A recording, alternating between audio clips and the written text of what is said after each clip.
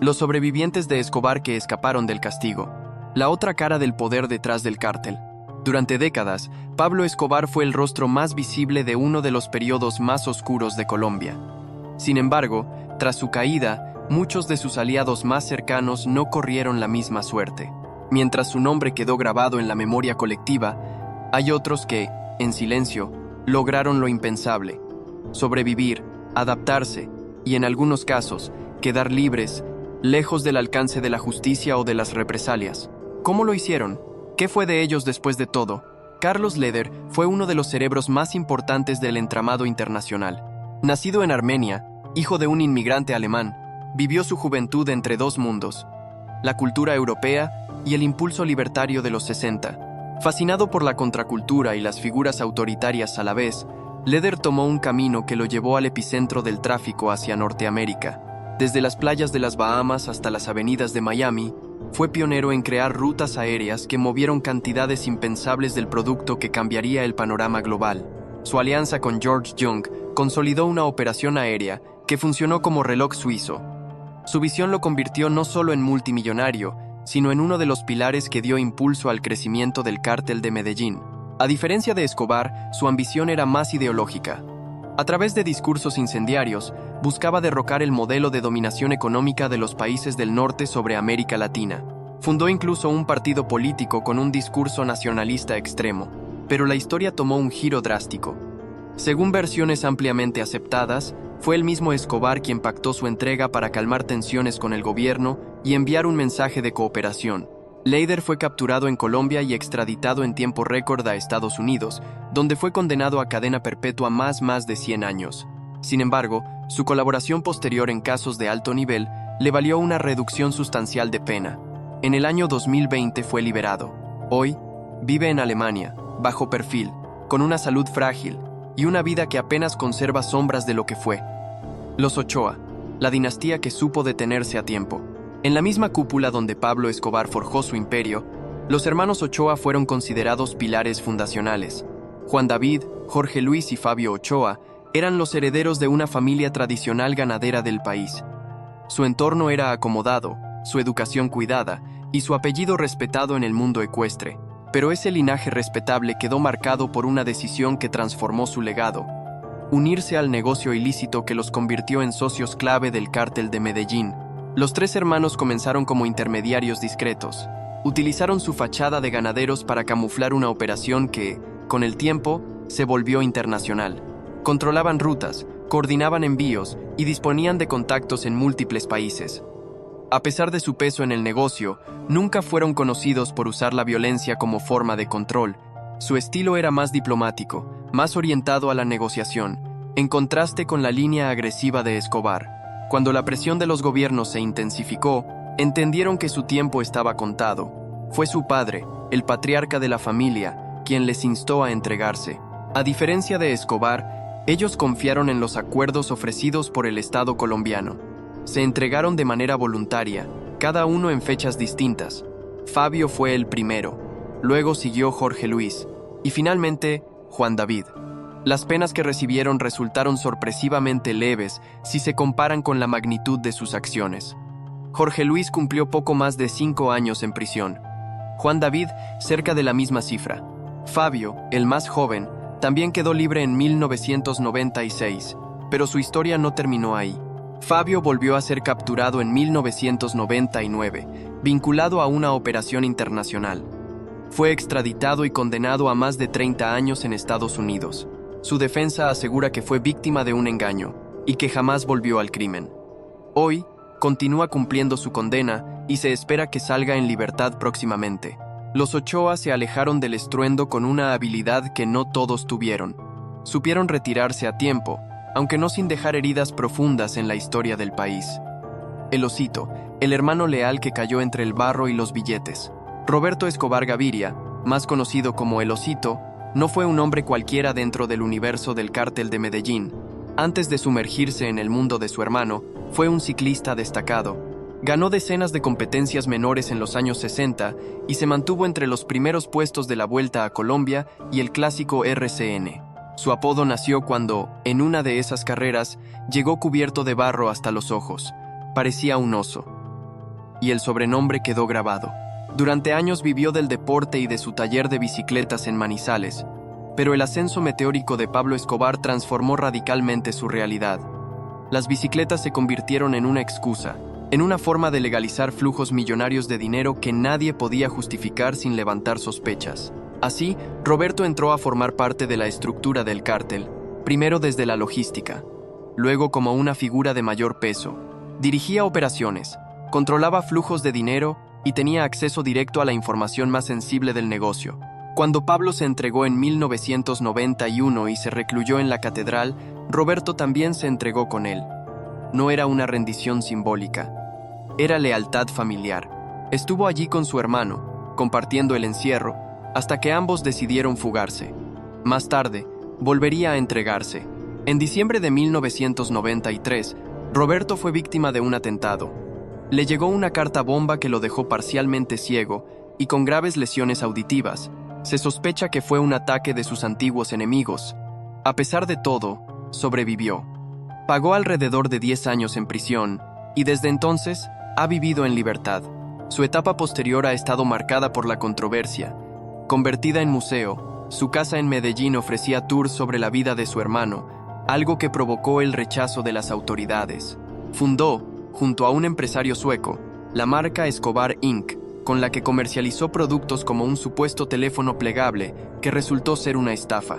También han lanzado demandas millonarias contra gigantes tecnológicos, en maniobras legales que solo buscaban atención o beneficios rápidos. El osito no ha escapado del juicio moral, ni siquiera en su círculo familiar. Su propio hijo ha salido públicamente a acusarlo de episodios oscuros del pasado. A pesar de los años, el eco del apellido Escobar sigue retumbando, y Roberto continúa atrapado en esa sombra. Los herederos del silencio y el precio de la fama perpetua.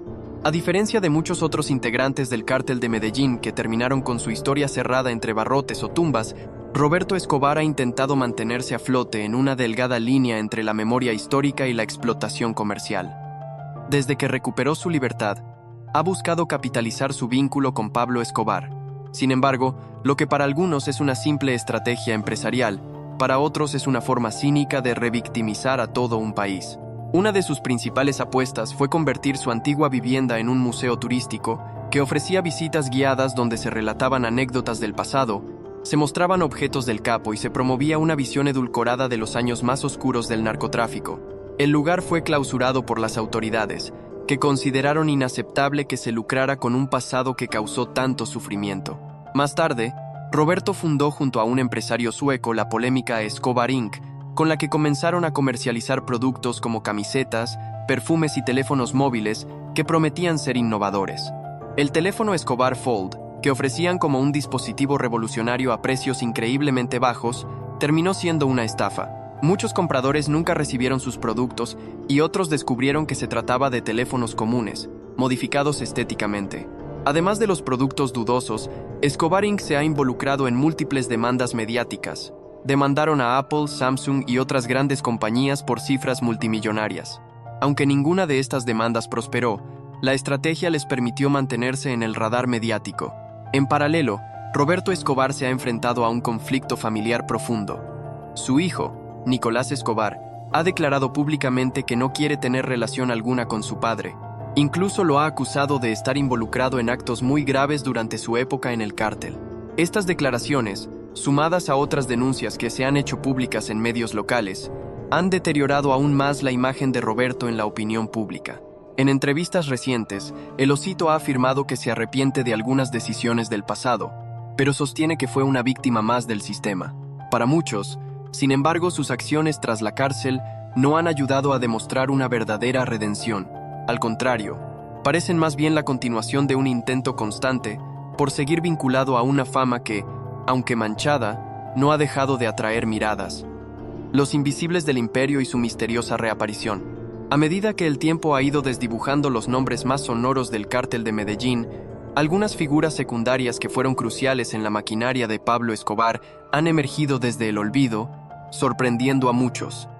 Son los llamados invisibles del imperio, operadores discretos, hombres de confianza que no figuraban en los organigramas oficiales, pero sin los cuales el negocio jamás habría alcanzado sus proporciones descomunales. Uno de ellos fue alias El Mugre, apodo con el que se conocía a un operador logístico que controlaba rutas por el Caribe y Centroamérica. Aunque nunca fue capturado, su nombre salió a la luz en documentos desclasificados y testimonios judiciales. Se cree que tras la caída del cártel, se refugió en Venezuela y luego cruzó a Europa del Este, donde vivió bajo identidades falsas durante más de 2 décadas. Hoy en día, se especula que vive en algún país báltico, ya anciano y alejado de cualquier actividad ilícita. Otro caso llamativo es el de Pedro el Alemán, un piloto que fue clave en los primeros años del tráfico aéreo hacia Estados Unidos. Él diseñó rutas de vuelo que evitaban radares y coordinó los aterrizajes clandestinos en zonas deshabitadas de Florida. Su rastro se perdió durante los 90 y por muchos años se creyó que había muerto. Sin embargo, en 2019, apareció en un documental sobre narcotráfico, completamente transformado, reconociendo su pasado y declarando que había vivido bajo protección internacional tras colaborar con agencias de inteligencia.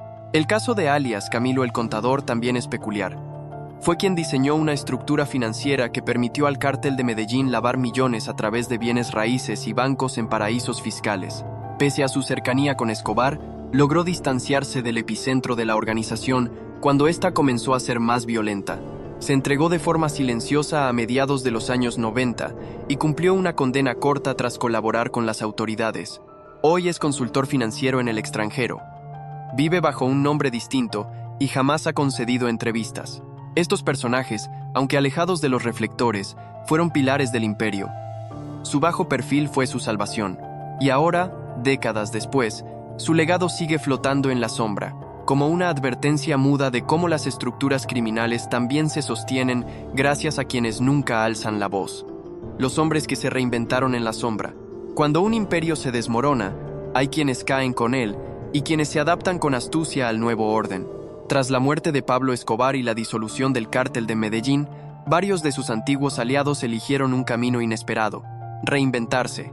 Abandonaron las armas, las rutas, los negocios ilícitos y emergieron bajo nuevas fachadas. Algunos lo hicieron movidos por el miedo, otros por convicción, pero todos entendieron que seguir en el juego solo conducía a 2 destinos: la cárcel o la muerte. Uno de los casos más paradigmáticos es el de alias El Médico, un hombre de formación universitaria que en los años 80 ofrecía servicios de atención clandestina a los heridos del cártel. Su conocimiento médico lo convirtió en figura de confianza dentro del grupo. Cuando el caos se apoderó de Medellín, desapareció por completo del mapa.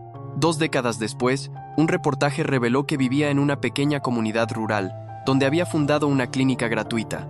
Jamás ha sido arrestado ni ha vuelto a hablar del pasado. Otro ejemplo es alias El Arquitecto, responsable de diseñar túneles, escondites y compartimientos secretos en las haciendas del cártel. Su habilidad para ocultar cargamentos lo convirtió en una pieza valiosa. Tras la caída, fue detenido, pero gracias a su colaboración técnica, obtuvo una condena reducida. Al salir en libertad, fundó una empresa de seguridad y blindaje estructural.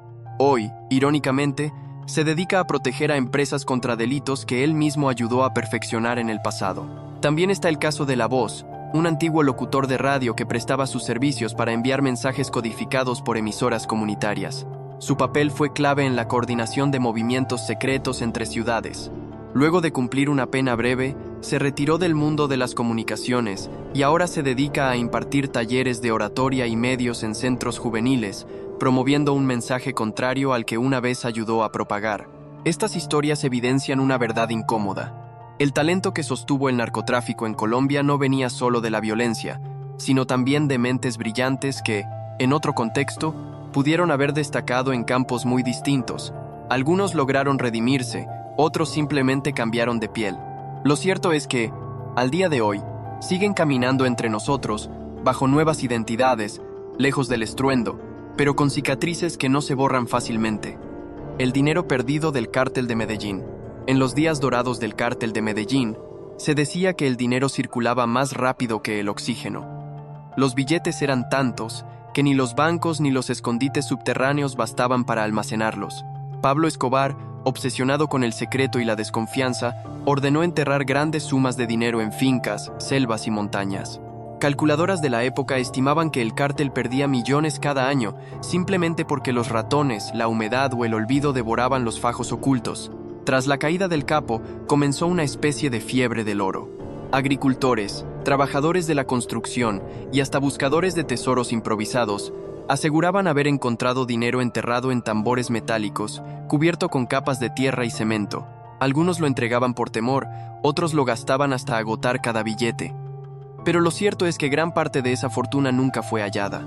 La DEA y las autoridades colombianas establecieron brigadas especiales para seguir el rastro del dinero. Se intervinieron cuentas, se expropiaron propiedades y se desmontaron empresas fachada. Sin embargo, en cada operación se revelaba lo mismo, era solo una fracción. Las cifras que se manejaban al interior del cártel eran tan descomunales que ni con cientos de confiscaciones se lograba equilibrar la balanza.